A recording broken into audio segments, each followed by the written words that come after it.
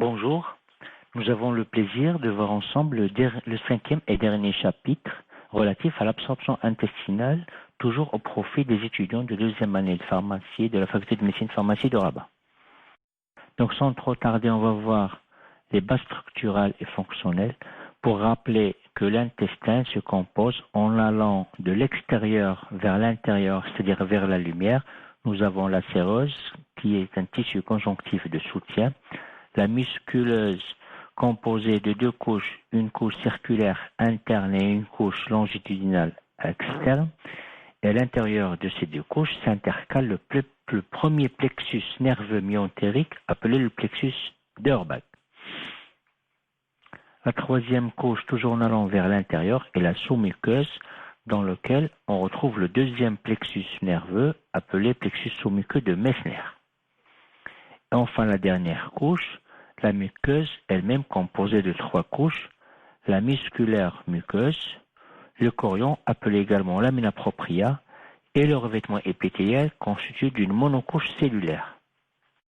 Toutes ces couches, on va les retrouver dans cette figure représentant la structure de la paroi intestinale et on constate en allant du bas vers le haut, nous avons donc la séreuse, la musculeuse avec ses deux couches circulaires internes et longitudinales externes et les plexus myentériques d'Eurbach qui s'intercalent entre les deux plexus. La troisième couche, la sous-muqueuse où on retrouve le plexus sous-muqueux de Messner et la muqueuse, la dernière couche elle-même composée de trois sous-couches, si je peux dire, la musculaire muqueuse, le chorion lamina propria, dans le chorion on retrouve les vaisseaux sanguins et les nerfs qui vont activer, qui seront en contact avec la membrane basolatérale du revêtement épithélial. Ici, au niveau de ce cours de l'absorption intestinale, la couche qui nous intéresse, c'est cette dernière couche constituée, appelée donc revêtement épithélial, constituée sous forme et organisée sous forme de villosité et de crypte. Les villosités et les cryptes, comme vous savez très bien, le rôle, c'est d'augmenter la surface de contact avec le chyme intestinal. Si on fait un grossissement d'une cellule d'absorption appelée entérocyte, on constate qu'au niveau de sa membrane apicale, on retrouve également une organisation sous forme de villosité, mais à ce moment-là, on va les appeler des microvillosités.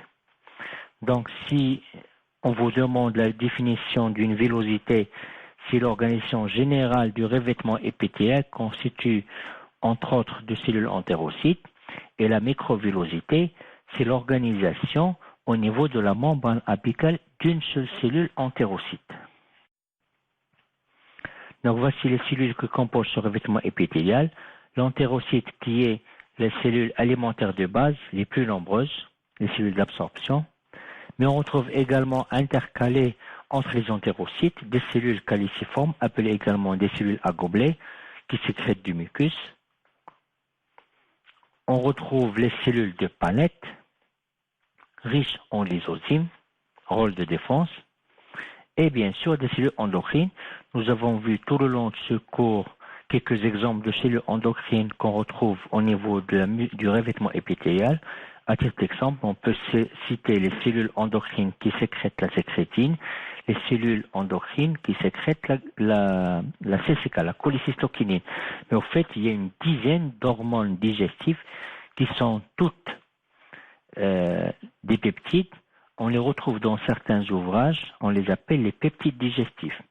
Donc, de ce fait, ces cellules endocrines confèrent à l'intestin un rôle endocrinien très important, même s'il s'agit d'un système endocrinien diffus. Le génome donc mesure chez l'adulte 25 cm, le génomillion à peu près 5 mètres, le côlon 1 mètre, et ça se termine par le sphincter anal. Pour ce qui est en deux, les mécanismes fondamentaux, tout d'abord la digestion, et là on ne va pas revenir là-dessus, il suffit de mettre entre parenthèses, voir cours de sécrétion pancréatique exocrine et de sécrétion biliaire. En effet, l'effet des enzymes pancréatiques et de la bile se déroule bien évidemment au niveau de l'intestin et plus précisément au niveau de la partie proximale. Donc l'intestin est le lieu de la digestion assurée par les enzymes pancréatiques et la bile, plus précisément les sels biliaires. Pour ce qui est de l'absorption, nous avons tout d'abord une voie paracellulaire à travers les complexes de jonction serrée, c'est-à-dire entre les cellules, mais la voie prédominante, c'est la voie bien sûr transcellulaire, appelée également intracellulaire. Et là, à travers la cellule entérocyte, nous avons trois types de transport, un transport passif, appelé également diffusion passive, un transport facilité et un transport actif. Comme vous l'avez sans doute vu dans le cours de biochimie, un transport passif se caractérise par le fait qu'il ne nécessite pas d'énergie. Il se fait selon un gradient de concentration. Il n'est pas saturable, ne nécessite pas un transporteur et il n'est pas inhibé. En revanche, le transport actif a besoin d'énergie, d'ATP. Il se fait contre un gradient de concentration. Il est saturable. Ça rappelle les courbes de Michaelis, la vitesse en fonction des constantes d'affinité. Donc, on atteint un plateau de saturation du transport, nécessite un transporteur, le transport actif, et on peut l'inhiber. En revanche, pour le transport facilité, il n'a pas besoin d'énergie, mais il nécessite un transporteur. Pour mieux expliquer la différence entre ces trois transporteurs, ou ces trois types de transport, on imagine un enfant debout sur une table, sur une paillasse. Si l'enfant saute de la table vers le bas, on remplace la concentration par la gravité. Eh bien, cet enfant qui a sauté de la paillasse vers le bas, il a utilisé un transport passif. Ça veut dire qu'il n'a pas utilisé l'énergie. L'énergie qu'il a utilisée provient de la gravité. C'est la gravité qui l'a aidé à descendre. Si en revanche, je porte cet enfant du bas et je le porte sur la paillasse, donc je l'ai fait contre un gradient de pesanteur, et donc j'ai utilisé de l'énergie pour le transporter. Et à ce moment-là, c'est moi qui joue le rôle de transporteur. En revanche, pour le transport facilité, c'est l'enfant toujours sur la paillasse, et je vais moi l'aider à descendre. Est-ce que j'ai utilisé de l'énergie? Non, puisque j'ai utilisé l'énergie de la gravité, donc je l'ai aidé à descendre. C'est un transport passif, sauf aidé par un transporteur. D'accord? Maintenant, on arrive au vif du sujet, c'est-à-dire on va étudier l'absorption d'eau et d'électrolytes et des substances organiques. Pour ce qui est de l'eau et des électrolytes, donc c'est pas la peine de les détailler. Moi, je voudrais, pour l'examen, insister sur la digestion et l'absorption des substances organiques, et on commence par les glucides.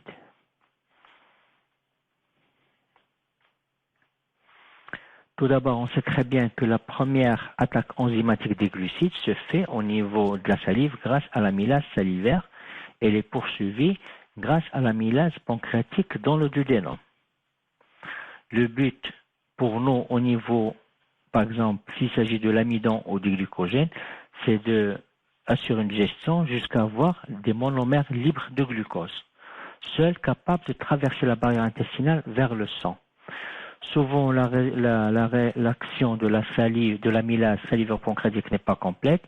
Si on laisse, par exemple, dans le milieu du maltose, si on le laisse sous cet état, il ne va pas pouvoir traverser la barrière intestinale, on va le perdre dans les selles. Pour cela, l'intestin se dote d'enzymes membranaires. À la différence des amylases salivaires pancréatiques qui sont considérées comme des enzymes solubles, elles baignent dans un milieu. Les enzymes membranaires sont ancrées à la membrane plasmique apicale de l'entérocyte. Il s'agit de la maltase qui va s'attaquer au maltose. Le maltose, c'est un groupement de 2 molécules de glucose pour libérer 2 molécules de glucose. La saccharase va s'attaquer au saccharose. Le saccharose, c'est une molécule de fructose liée à une molécule de glucose. Donc, l'action de la saccharase va libérer un fructose et un glucose. Et la lactase a comme substrat le lactose. Le lactose, c'est une molécule de glucose associée à une molécule de galactose. Ce n'est que sous cette forme-là, glucose, fructose, galactose, que ces sucres vont pouvoir traverser la barrière intestinale.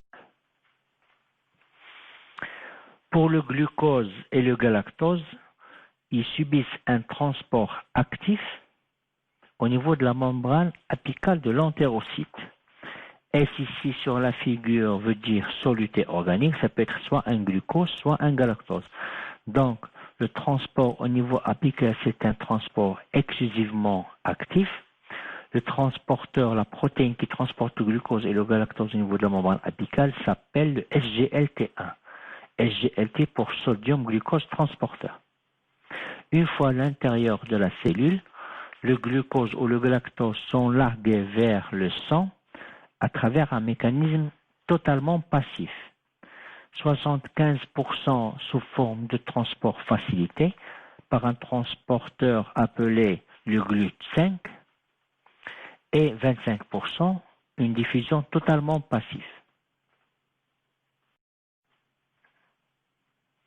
La répartition, digestion, absorption des sucres, des glucides, elle est très importante dans le génome, ça concerne 40 à 60% de l'absorption. 10% des glucides échappent à l'absorption du grêle et passent dans le côlon. Maintenant, digestion et absorption des protéines. À quel moment commence la digestion des protéines? Bien évidemment, au niveau de l'estomac, c'est ce qu'on va voir par la suite. Tout d'abord, qu'est-ce qu'on va digérer comme protéines? Tout d'abord, des protéines exogènes, bien sûr. En provenance des aliments. Ça concerne chez un adulte une ration de 70 à 100 grammes par jour. Mais également, l'intestin est confronté à digérer des protéines endogènes. Ça peut être des sécrétions digestives. Comme exemple, tous les enzymes que nous avons vus, que ce soit des enzymes glycolytiques comme l'amylase, des enzymes peptidiques comme la pepsine ou la trypsine ou la chymotrypsine, toutes les enzymes pancréatiques, que ce soit une enzyme lipolytique comme la lipase, elles ont toutes une structure protéique. Ce sont toutes des enzymes protéiques. Donc, ces enzymes, une fois exercent leurs effets, l'organisme ne va pas les perdre. Il va devoir les digérer également comme les aliments. Également, on retrouve parmi les protéines endogènes que l'organisme, que l'intestin doit digérer, doit absorber, les protéines d'origine de la desquamation cellulaire. On sait que l'intestin grêle, les cellules intestinales subissent une forte desquamation, c'est-à-dire un renouvellement constant. Donc les cellules mortes, les protéines de structure de cellules mortes vont devoir être digérées. Et bien sûr, une infime partie provient également de certaines fuites plasmatiques. On peut retrouver des protéines plasmatiques au niveau de l'intestin. Donc c'est un ratio qui peut aller de 35 jusqu'à 130 grammes par jour. Donc, entre les protéines exogènes et endogènes, on peut considérer un pôle de 200 grammes par jour de protéines qu'on va devoir digérer. Donc la digestion des protéines, comme on l'a déjà vu, est amorcée au niveau de l'estomac grâce à la pepsine. Ici, le but, c'est d'obtenir des acides aminés libres capables de traverser la barrière intestinale vers le sang. Cette digestion amorcée des protéines par la pepsine est continuée par l'armada d'enzymes pancréatiques que nous avons vues auparavant. Trypsine, chymotrypsine, élastase, carboxylpeptidase A, carboxylpeptidase B, il y a toute une panoplie d'enzymes pancréatiques solubles déversées dans le duodénum. Alors, à la différence des glucides, l'intestin peut tolérer le passage de 2 voire 3 acides aminés au niveau de la membrane apicale, mais à condition, et j'insiste, qu'il y ait une hydrolyse au niveau cytoplasmique. C'est pour ça on l'a écrit ici, dipeptides, transport actif sodium dépendant. L'absorption des protéines également comme les glucides, elle est active au niveau apical, elle nécessite un transporteur sodium dépendant. Pour les dipeptides, par exemple, quand on a 2 acides aminés, ils peuvent traverser la barrière intestinale, à la différence des glucides, où ils ne peuvent pas traverser. Par exemple, un maltose ne peut pas traverser la barrière intestinale, tandis qu'un dipeptidire, 2 acides aminés peuvent traverser, mais à condition de les couper au niveau du cytoplasme de l'entérocyte et ne larguer au niveau du sang que des acides aminés libres. Pour ce qui est de la répartition, 10 à 20% sont absorbés dans le duodénum, 50 à 60% absorbés dans l'ilion. 10 à 20% arrivent au côlon où les micro-organismes de la flore intestinale achèvent la digestion. L'absorption protéique est assez efficace seulement 6 à 10 grammes sont éliminés par jour. On a vu tout à l'heure le ratio journalier à peu près des protéines, il est de 200 grammes par jour.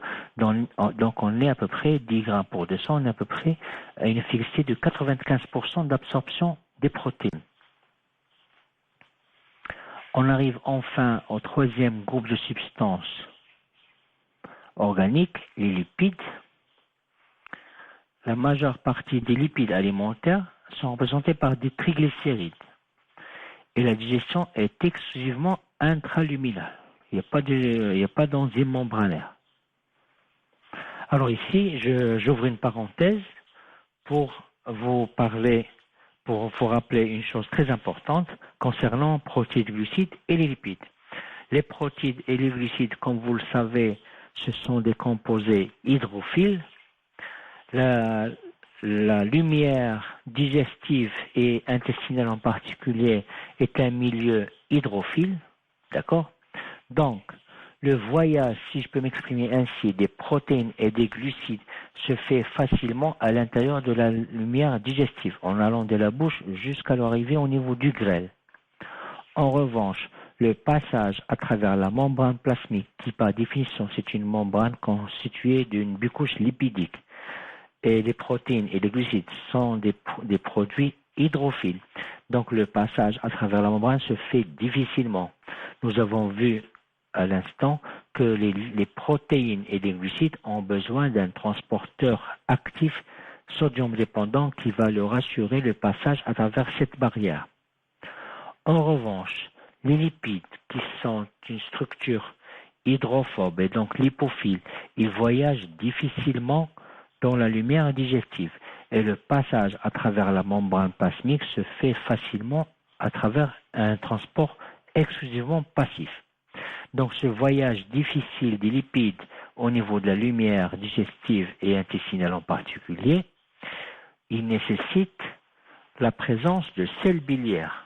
C'est là où on revient aux sels biliaires que nous avons évoqués durant le cours de sécrétion biliaire ou même le cours de sécrétion pancréatique. Rappelez-vous, durant la sécrétion pancréatique, quand on a évoqué l'effet de la lipase, on avait dit que la lipase attaque les triglycérides et elle a besoin d'un cofacteur colipase et la réaction est aidée par les sels biliaires présents dans la bile. Ici, on arrive à expliquer ce rôle des sels biliaires. Au fait, les sels biliaires, on l'a déjà dit durant le cours précédent, ce sont des composés amphiphiles. Ils ont une tête hydrophile et une queue hydrophobe. Donc, une fois les lipides qui arrivent au niveau d'intestin, ça provoque, rappelez-vous le chapitre de sécrétion biliaire, ça provoque la libération de CCK, de cholécystokinine. La cholécystokinine va contracter la vésicule biliaire et relâcher le sphincter d'Oddi. De ce fait, on va avoir un largage de bile dans le duodénum que contient cette bile et contient les sels biliaires. De que vont faire les sels biliaires dans un premier temps sur les triglycérides? Ils vont les émulsifier. Ce mot émulsification nous rappelle l'émulsification du savon. En effet, les sels biliaires sont considérés comme un savon, un détergent organique, alors que le savon c'est un détergent inorganique. L'émulsification, ça consiste à couper les grosses gouttelettes en petites gouttelettes de triglycérides. Cette émulsification, en fait, va exposer ou faciliter l'attaque enzymatique par la lipase. Imaginez, vous avez mangé un repas gras, vous avez les mains toutes grasses. Est-ce que vous allez devoir les laver juste avec de l'eau? Non. Si vous lavez juste avec de l'eau, vous allez retrouver des grosses gouttelettes sur votre main. Vous avez besoin donc d'un savon, d'un détergent, et de préférence avec de l'eau chaude qui facilite l'émulsification. C'est ça le rôle de l'émulsification des sels biliaires, très important. Donc la digestion des lipides, première étape très importante, c'est l'émulsification par les sels biliaires.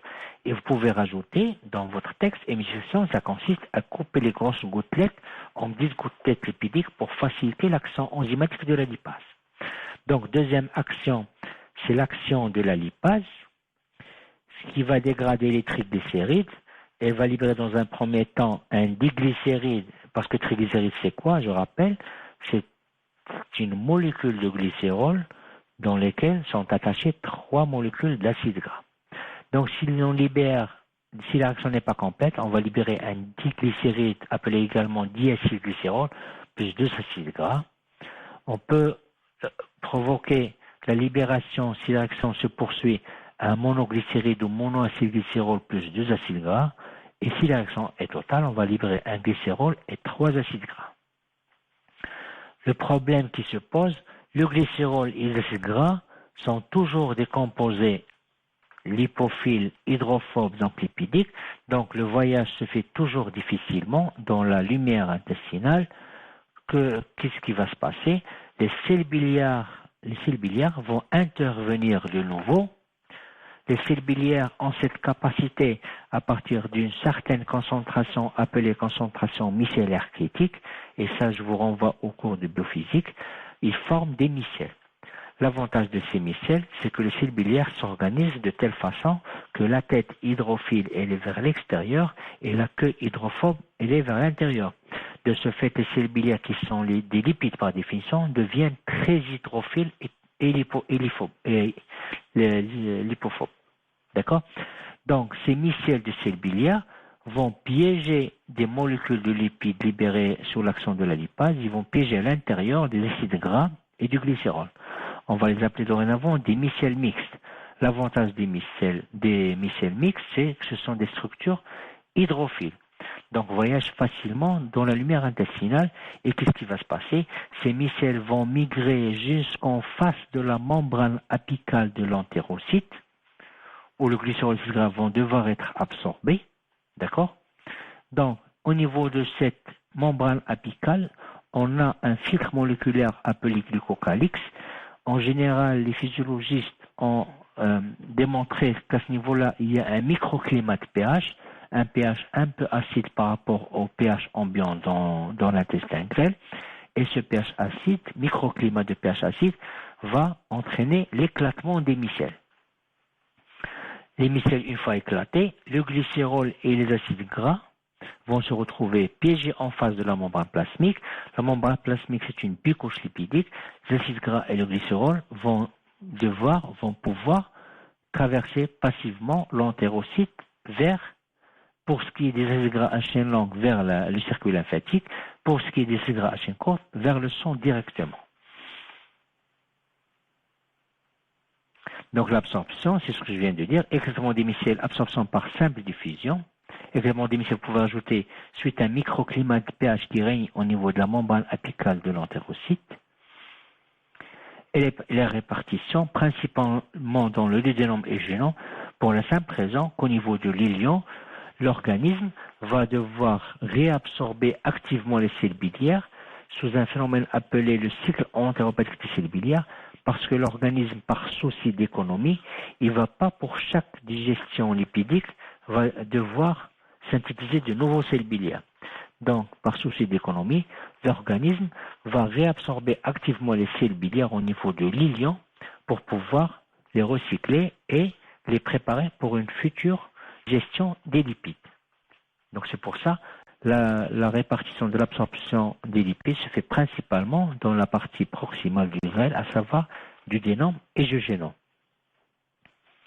On arrive à la dernière diapositive de ce cours, le rôle de l'intestin. Il s'agit d'un rôle important dans la digestion parce que c'est le lieu de la digestion, que ce soit par les enzymes pancréatiques ou par la bile, grâce aux sels biliaires, et un rôle exclusif dans l'absorption. Rôle de défense grâce aux différentes cellules immunocompétentes présentes au niveau de l'intestin. On a également des amas cellulaires éparpillés tout le long de l'intestin, appelés les plaques de Peyer, riches en cellules immunocompétentes. Bien sûr, un rôle endocrine, nous l'avons vu tout le long de ce cours. Nous avons, je disais tout à l'heure, des dizaines de peptides digestifs, d'hormones digestifs qui jouent un rôle très important dans la digestion. On peut citer la sécrétine, première hormone décrite dans la nature.